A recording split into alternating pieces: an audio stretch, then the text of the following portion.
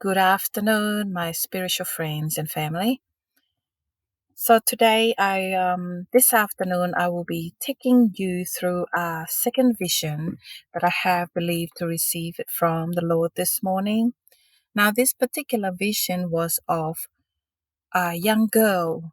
She was in the garden, and she a around her, well, there was this particular bumblebees that was flying around her.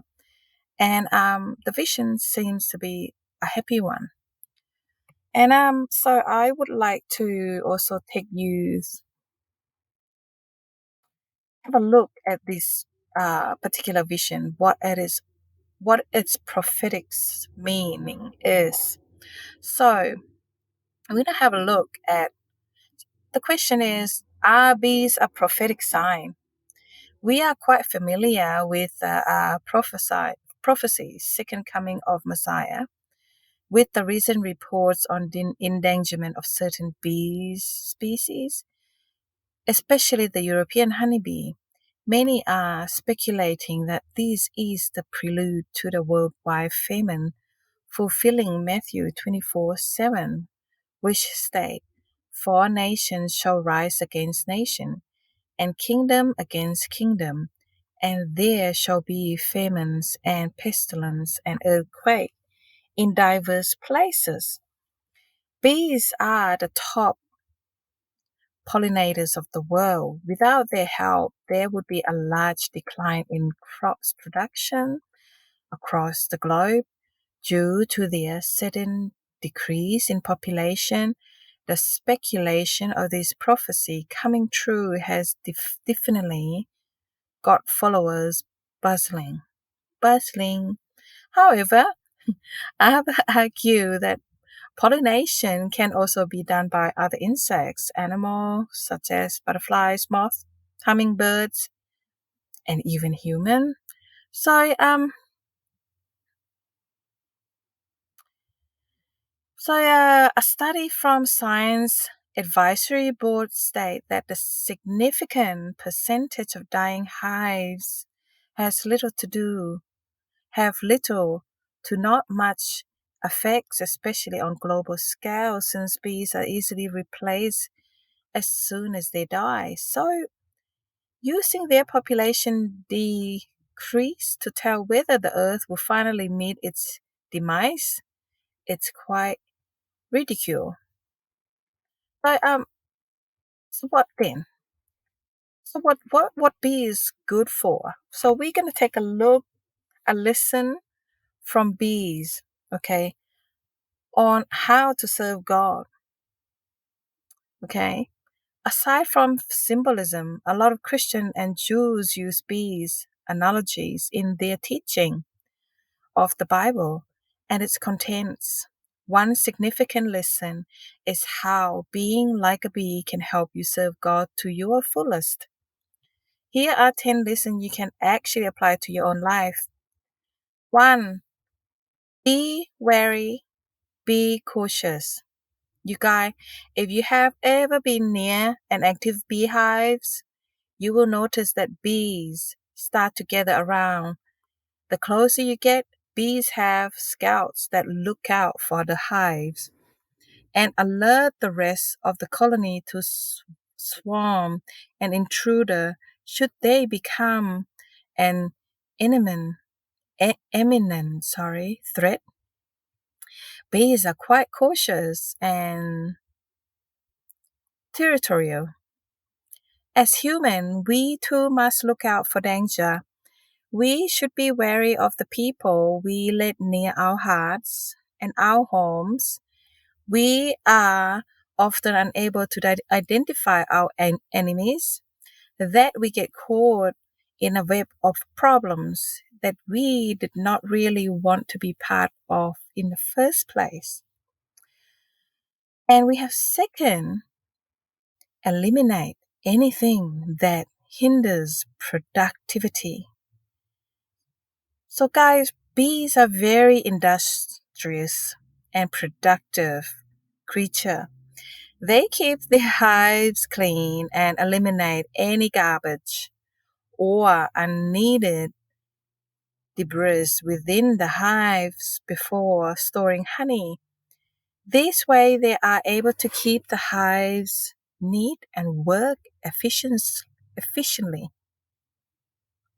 If you hoard a lot of clutter and things you don't really need, it will hinder your full potential in terms of productivity. By removing the unnecessarily garbage around you, you are improving your space and creating a routine that would increase your productivity than hinder it. 3. Know when to get rid of toxic individuals. During winter, workers' bees drive away drone bees out of the hives. They do this due to the scarcity of food and supplies within the hive itself. If they keep the drone around, chances are they will not be able to survive the winter with the scarce amount of food they have. Just like people, we sometimes tolerate having close relationship with people who are simply draining our energy and killing our spirit. No, no, get rid of that. Pursuing this negative relationship keep us further away from God. And children of God, you have no time for that. Negativity impact, bad energy, destruction, and just a distraction. So, efficient worker is getting rid of the drones. 4. Stick to your role. Bees work in an organized system. In spite of having hundreds and thousands of bees in a single colony, they are able to work efficiently because they stick to each other role. No, sorry, they stick to each of their roles. The queen primary job is to mate and reproduce. Workers' bees, on the other hand, are expected to care for the queen by feeding her. They are also responsible for collecting pollens, keeping the hive clean, and making honey. Drones are around to scout and protect the hive, and others specifically care for their larvae. At the end of the day, each bee has their own role to play and they stick to it. Good little children, you know, you have your own role too in the kingdom of God. So know your purpose and listen to His calling. Live by His word, and you will be living a life led by God. 5. Be loyal to one ruler, okay? There is only one queen in each hive. Only in time when the queen passes would there be another. But until then, the queen will always be the ruler of colony. Otherwise, bee will only serve that particular queen and no one else. So, it is cited in the Ten Commandments, I am the Lord thy God. Thou shalt not have any strange God before me. This means that as follower, we are only to believe in the presence of single God only. 6. Give your best for faith. In the hive, drone and workers' bees eat honey, but the queen and her babies eat royal jelly. That is specially prepared for them. The worker bees only reserve the best of their products for her. So, in terms of worship, we are often told to give our best to faith. Our time, effort, words, praise, and hearts, if given in its best, will serve a great purpose. 7. Live to serve, guys. As mentioned, worker bees provide for hive. Okay, they clean, make, honey, feed the queen, nurse the young. So they literally live to serve the queen. We are placed on earth to bestow time and effort on our earthly desire, but to serve Him, God the Almighty, and achieve the greater purpose for our life and eternal soul. 8. Sacrifice. These are willing and ready to sacrifice their life for a cause.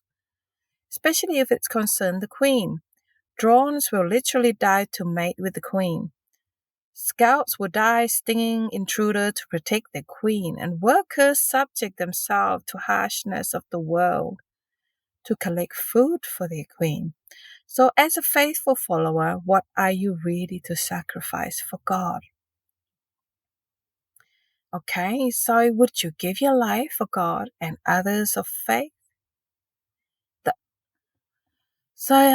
the Bible have been willing and have, you know, so there's many who have died for Jesus Christ in the belief that they will have eternal peace in the afterlife.